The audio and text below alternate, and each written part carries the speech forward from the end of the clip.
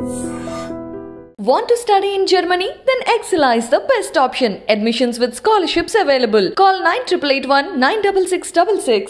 ఇంతకాలం బీజేపీ పిలుపునిస్తూ వచ్చినటువంటి ఘర్ వాప్సీ నినాదాన్ని సరికొత్తగా కాంగ్రెస్ పార్టీ ఎత్తుకుంది. తెలంగాణ ప్రదేశ్ కాంగ్రెస్ కమిటీ అధ్యక్షుడు రేవంత్ రెడ్డి ఈ నినాదంతో కాంగ్రెస్ పార్టీని వీడి వెళ్ళిపోయిన నేతలందరినీ తిరిగి పార్టీలోకి ఆహ్వానిస్తున్నారు. అది కూడా సడన్గా కర్ణాటక ఎలక్షన్ రిజల్ట్స్ తర్వాత రేవంత్ రెడ్డి నోట ఈ మాట రావడం అనేది అందరినీ ఆశ్చర్యానికి గురి చేస్తోంది. తల్లి లాంటి కాంగ్రెస్ పార్టీని విడిచి వెళ్ళిపోయినటువంటి నేతలందరినీ తమతో రావాలని, కదిలి రావాలని, కలిసి పనిచేస్తాం, తెలంగాణ అభ్యున్నతి కోసం పనిచేయడానికి నేను ఒక మెట్టు దిగడానికే కాదు 10 మెట్లు దిగడానికైనా సిద్ధంగా ఉంటానంటూ రేవంత్ రెడ్డి చేసినటువంటి వ్యాఖ్యలు ఇప్పుడు అందరినీ ఆలోచింపచేస్తున్నట్టే కనిపిస్తోంది. ఒక పక్కన బీజేపీ నేతలు చాలా సైలెంట్గా ఉండడం, కాంగ్రెస్ నేతలు ఇతర పార్టీల్లో జాయిన్ అయినటువంటి వారిని తిరిగి ఆహ్వానించడం అనేది చూస్తూ ఉంటే ఈ వేడి అనేది ఇప్పట్లో తగ్గేలా కనిపించట్లేదు. ఒక పక్క ఎండాకాలం వేడి వడదెబ్బలు తగులుతూ ఉంటే ఇక్కడ కాంగ్రెస్లో మాత్రం రేవంత్ రెడ్డి చేసినటువంటి వ్యాఖ్యలు కాకపుట్టించేలా కనిపిస్తున్నాయి.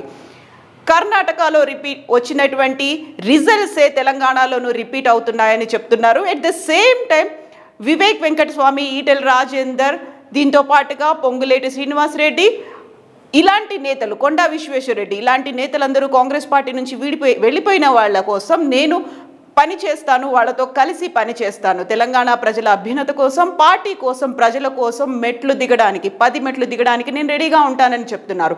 ఎట్ ద సేమ్ టైం ఒకవేళ తనతో కనుక ఎవరికైనా ఎలాంటి ఇబ్బంది ఉన్నప్పటికీ తగ్గి పని చేస్తానని చెప్తూనే నేను కాదు నాయకుణ్ణి, ఇక్కడ పని చేస్తోంది పీసీసీకి అధ్యక్షుడిగా ఉంది Mallikarjuna Kharge, at the same time Sonia Gandhi, వాళ్ళతో మాట్లాడుకొని రండి, కలిసి పనిచేస్తాం, ముందుకెళ్దామని పిలుపునిస్తున్నారు. మరి ఈ పిలుపు నేపథ్యంలో ఎంతమంది కాంగ్రెస్ నుంచి వీడి బయటి పార్టీలకు వెళ్ళిపోయిన వాళ్ళు తిరిగి కాంగ్రెస్ పార్టీలోకి చేరుతారు? దీనికి ఆయన ఒక పర్ఫెక్ట్గా ఒక ఎగ్జాంపుల్తో పోల్చి చూపిస్తున్నారు. అది కూడా తల్లిదండ్రుల మీద కోపంతో ప్రేమించిన వాడి కోసం ఇంటి నుంచి వెళ్ళిపోయినటువంటి పిల్లలు తిరిగి అక్కడ టార్చర్ భరించలేక తల్లిదండ్రుల వద్దకు వస్తే తల్లిదండ్రులు వారిని అక్కున చేర్చుకుంటారు అంటూ ఒక ఎగ్జాంపుల్ని కూడా చెప్తున్నారు. మరి బయటి పార్టీలో ఎంతమంది ఇమడలేకపోతున్నారు, ఎంతమంది అష్టకష్టాలు పడుతున్నారు, టార్చర్ని అనుభవించలేక కాంగ్రెస్ పార్టీలోకి వస్తారు అనేది వేచి చూడాల్సినటువంటి అంశం.